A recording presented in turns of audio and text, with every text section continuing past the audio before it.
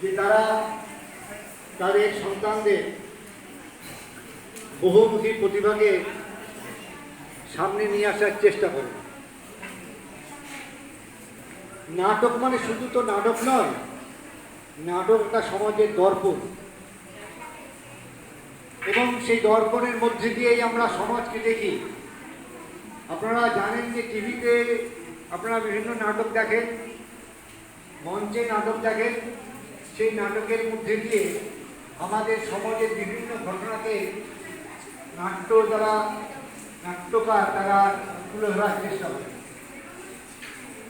তো সেই দর্পণের মধ্যে দিয়ে আমরা সমাজকে চিনি, সমাজকে জানি, সমাজকে বোঝার চেষ্টা করি।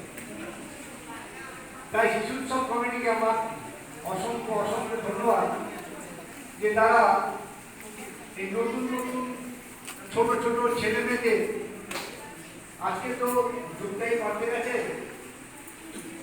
আজকে মোবাইলের যুগ, টিভির যুগ, কম্পিউটারের যুগ। এই যুগে আমরা কম্পিউটারে অন্য অন্য জিনিস দেখতে ভালোবাসি, টিভিতে দেখতে ভালোবাসি, কিন্তু মেয়েদের সেখানে অংশগ্রহণ করতে চাই না।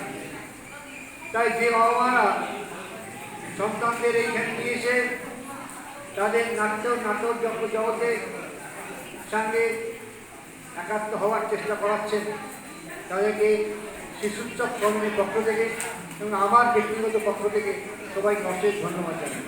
আমার